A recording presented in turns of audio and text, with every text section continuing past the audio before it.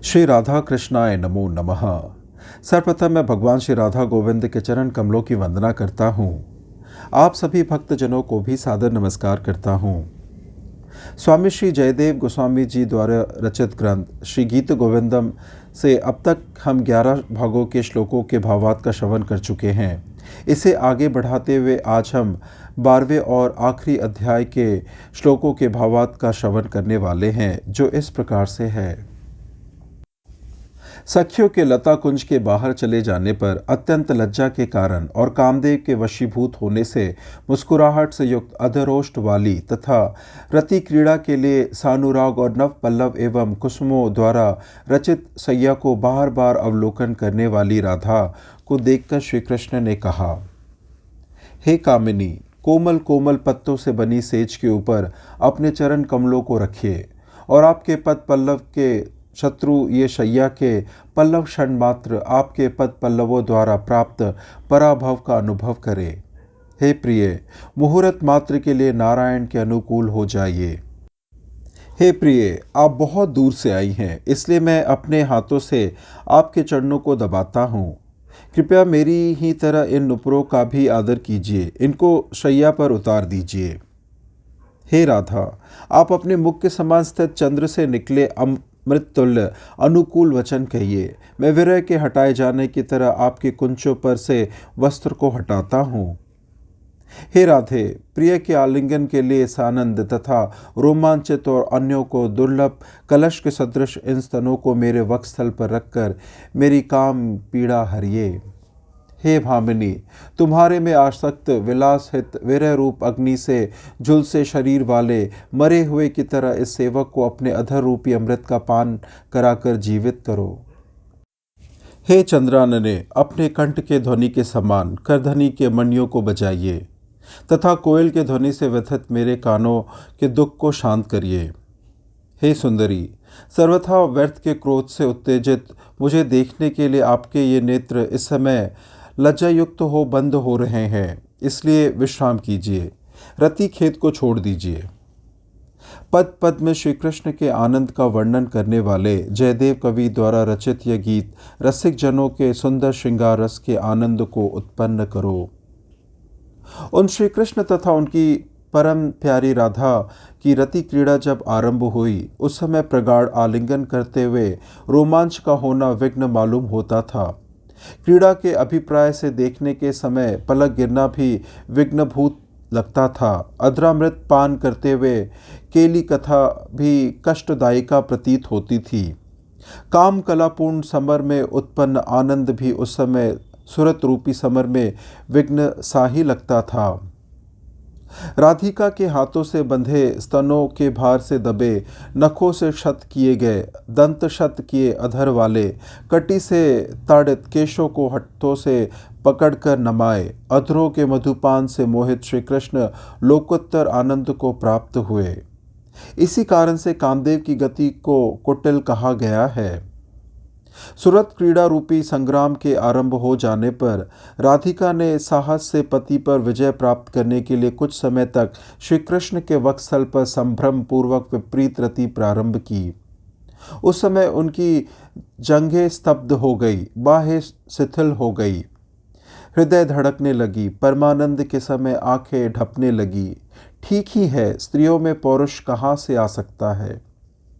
नक्षत्र चिन्हित राधा के वक्षस्थल, रात्रि के जागरण से लाल ताल उनकी आंखें, चुंबन से नष्ट लालिमा वाले अधरोष्ट, बिखरे और शिथिल बंधन वाले मलयुक्त केश, कमर की करधनी के समीप खुले हुए वस्त्र आदि प्रातकाल देखकर श्री कृष्ण का चित्त कामदेव के बाणों से व्यक्त होने लगा। हे क्षीर सागर के तीर पर स्वयंवर के लिए आई हुई सुंदरी, आपको ना पाकर के ही मुंडनीपति शंकर ने विष भी पी लिया था, ऐसा मेरा अनुमान है। इस प्रकार की अपनी पूर्व कथा की स्मृति से अनय मनस्क राधिका के कुंचों पर का वस्त्र हटाकर प्रसन्न होने वाले श्री कृष्ण जी आपकी रक्षा करें। जिनका केश पाश बिखर गया है, अलके चंचल हो गई है, दोनों गाल पसीने की बूंदों से गीले हो गए हैं, ओष्ठों के ऊपर दंत शक्त स्पष्ट विदित हो रहे हैं, कलश के समान स्तनों की शोभा से मुक्ताहार पराजित हो गए हैं। करधनी सिकड़ी हुई एक ओर पड़ी है। प्रात अपनी ऐसी अवस्था पर राधा ने अपने हाथों से कुंचों और जगन को ढक कर अपने रूप को देखती हुई और साधारण फूलों की माला को धारण करते हुए भी वह श्री कृष्ण की आनंद कारिणी मालूम पड़ी। काम के लिए की उत्कंठा से उत्पन्न शिथिल स्वच्छवास के कारण कुछ हिलते हुए कुंचों के आलिंगन से, हर्ष के अतिरेक से कुछ बंद नेत्र वाले और सुंदर हास्य से युक्त तथा लगातार सितकरों के वश अव्यक्त एवं व्याकुलता से उत्पन्न शब्दों से विकसित दांतों की कांति से प्रक्षलित आधार वाले मुख का पान विरले भाग्यवान करते हैं। उसके बाद शांत काम की बाधा वाली रति के अंत में नितांत खिन्न अंग वाली स्वाधीन भर्ते का वह राधा अपने श्रृंगार करने के लिए रतिश्रम शांत प्रिय श्री कृष्ण से बोली। सम्मनिनी रतिश्रम से थकी वह राधा आनंद और सादर पूर्वक अपने प्रिय श्री कृष्ण से बोली। हृदय को प्रफुल्लित करने वाले श्री कृष्ण के साथ क्रीड़ा करते हुए राधा ने कहा, हे श्री कृष्ण चंद्र, चंद के समान अति शीतल अपने हाथों से कामदेव के मंगल कलश की तरह मेरे स्तनों पर कस्तूरी से पत्र रचना कीजिए। हे प्रिय पीतांबर धारण कामदेव के बाणों को छोड़ने वाले मेरे नेत्रों में भ्रमरों के समूह के समान आपके अधरों के चुंबन से मिटे हुए मेरी आंखों के काजल को उज्जवल करिए। हे प्रियतम नेत्र रूपी हरिणी के विलास को रोकने वाले मेरे कानों में कामदेव के पाश के समान कुंडल पहनाइए। हे मनोहर वेश धारण श्री कृष्ण जिसके ऊपर उड़ रहे हैं भौरों के समूह ऐसे मनोहर तथा स्वच्छ कमलों को जीतने वाले आनंद को देने वाले मेरे मुख पर गिरने वाले सुंदर अलकावली को आप गूंथिए। हे कमल के समान मुख वाले श्री कृष्ण रति के श्रम से उत्पन्न श्वेत बिंदु से युक्त अर्धचंद्र के समान मेरे भाल पर कलंक रेखा का समान कस्तूरी से सुंदर तिलक बनाइए। हे मान को देने वाले श्री कृष्ण रति के समय शिथिल हुए मोरपंख के समूह के सदृश सुंदर कामदेव की पातिका के समान मेरे केश पाश में फूल गूंथिए। हे प्राणनाथ परमानंदमय और कामदेव रूपी मदोन्मत हाथी की कंदरा रूपी मेरे सुंदर जंघनों पर आप रत्नों की करधनी वस्त्र और आभूषण पहनाइए।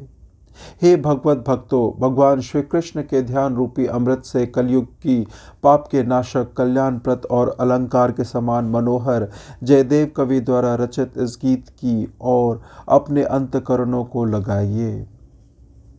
हे प्राण प्रिय आप मेरे स्तनों पर सुंदर पत्र रचना कीजिए। गालों पर लता बेल आदि की रचना कीजिए। कमर में करधनी पहनाइए। पैरों में पंजेब पहनाइए। इस तरह राधा से कहे गए पीतांबरधारी श्री कृष्ण ने वैसा ही किया। शैया रूप शेषनाग के फन मंडल के मनियों में प्रतिबिंबित अनेक वेशों को धारण करने वाले चरण सेवा करने वाले लक्ष्मी को सैकड़ों नेत्रों से देखने की इच्छा करने वाले काम भावुक भगवान आपकी रक्षा करे।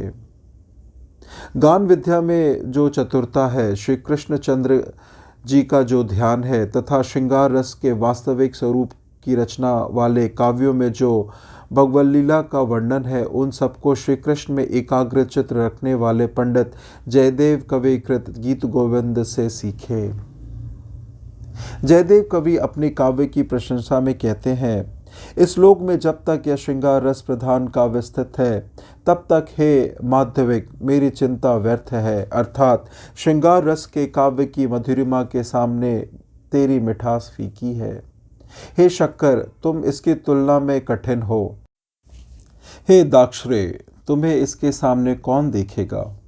हे अमृत तुम इसके सामने मृतुल्य हो। हे क्षीर तुम्हारा स्वाद इसके सामने पानी सा है। हे माकंद तुम अब रो। हे प्रियतमा के अधर तुम भी पाताल में चले जाओ। अर्थात मेरे काव्य रस की तुलना में उपर्युक्त सभी वस्तुएं नीरस हैं। माता राधा देवी पिता श्री भोजदेव के पुत्र श्री जयदेव कवि की यह गीत गोविंद कविता पराशार्दिक पूर्व कवियों के कंठ में समर्पित हो। इस प्रकार से स्वामी श्री जयदेव गोस्वामी जी द्वारा रचित ग्रंथ श्री गीत गोविंदम की संपन्नता होती है। श्रवण करने के लिए और अपना बहुमूल्य समय देने के लिए आपको धन्यवाद। त्रुटियों के लिए क्षमा प्रार्थी हूँ। श्री राधा कृष्णाय नमो नमः।